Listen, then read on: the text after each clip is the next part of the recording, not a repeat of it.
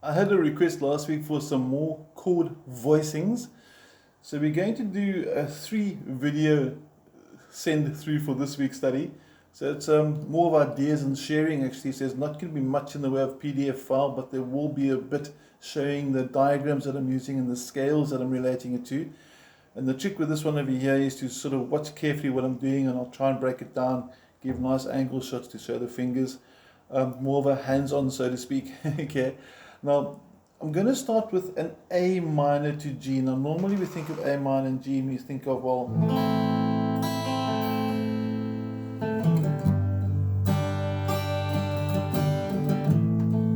that sounds pretty cool. But we can also do it over here. There's A minor.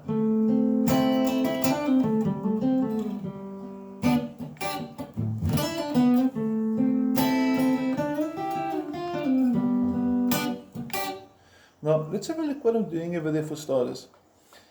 For those that know their chords well and know F minor, I'm sure you would recognize this, otherwise you wouldn't be receiving the video. This is F minor, finger 1 on the third string down, flat barred, finger 3 on fret 3 of the 4th string, and it's F minor, F sharp minor, G minor, G sharp minor, A minor.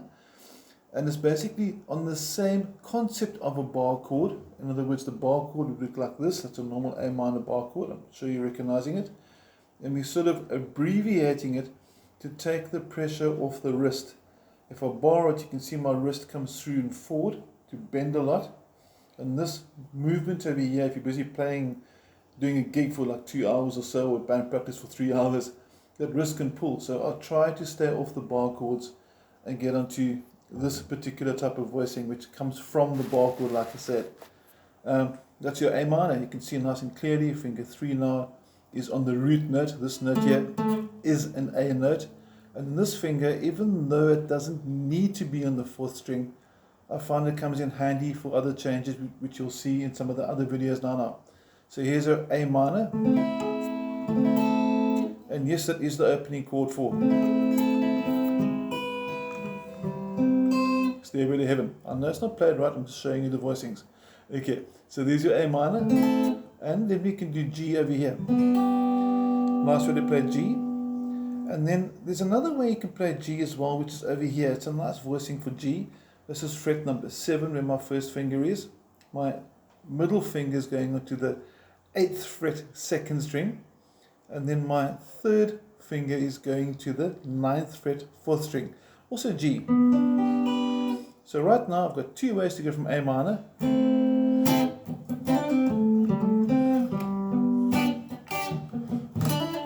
Or I can do this. And that sounds pretty cool. It sounds like 3 chords, but in essence it's only 2 chords. A minor going to G, and A minor going to G.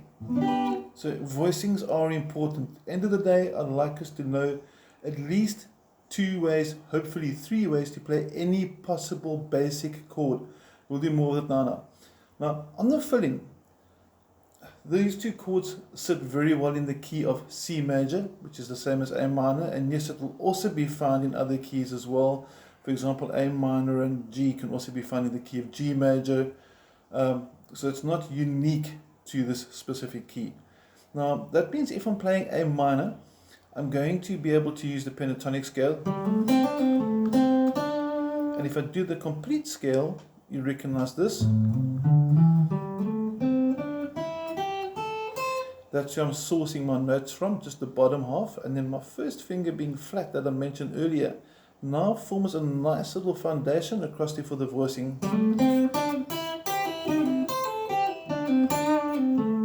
And that's quite a nice little lick in itself. It's just a really easy way to sort of create and improvise little phrases. One more time. That's nice little phrases to do. Now, some students ask me, what is this technique? That sound there. What I'm doing is I'm placing my palm. You can see my palm over here is dead against the strings.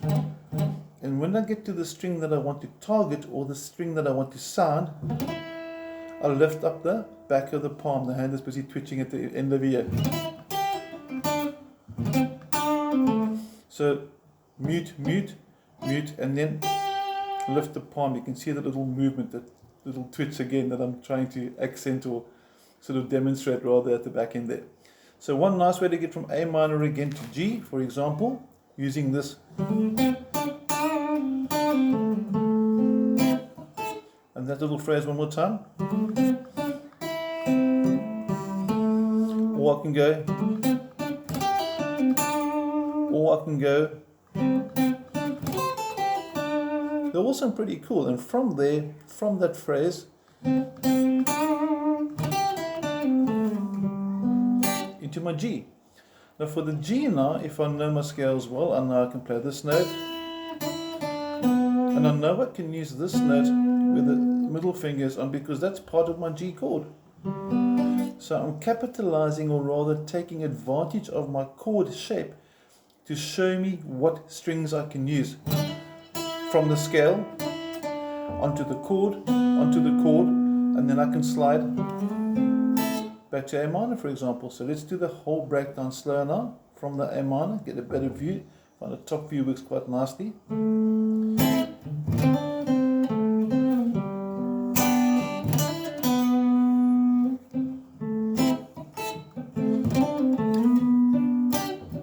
And now you've gone to the other voicing up here. Now this shape over here is also one of my personal favorites. It comes from the D/F sharp, which is normally down here, which they use for songs like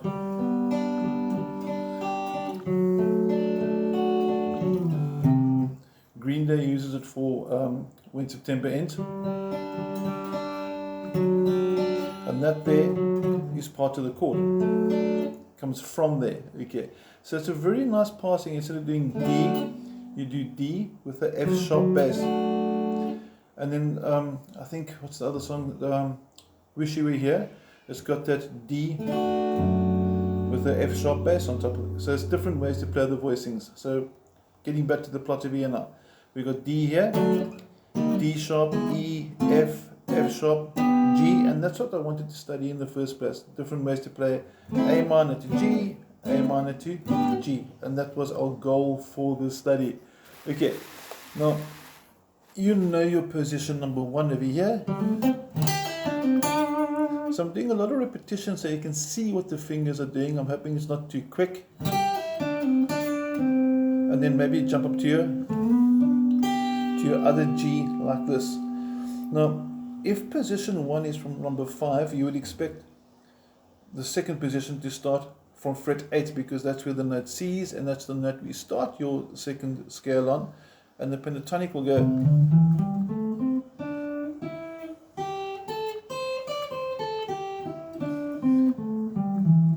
That's your second position of the minor pentatonic from A minor. And then I've got my G here, so I'd go.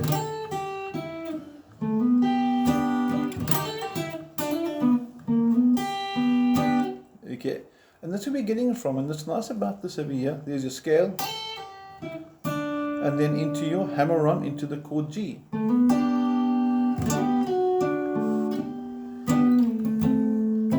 So what I hope you're getting out of this over here are the following. First of all, you now know 2 ways to play G, and you know a new way to play A minor, which I'm hoping you probably know, or knew in the first place. And you also know that the chords are movable because you saw me moving up and calling out the chords in the past few minutes of the video as well. And you also know that I can use the notes of the chord for target notes. For example, on the G that we demonstrated, you can see position 1 being utilized with the first finger acting like a background, so like a foundation. You've learned that little raking technique with the palm. And you've learned position 2. So hoping that those techniques now will give you some nice new sort of improv ideas to take your rhythm more into a lead type format. Hope you enjoyed the first video. We'll see you in the second video shortly. We'll be looking at C to A minor instead.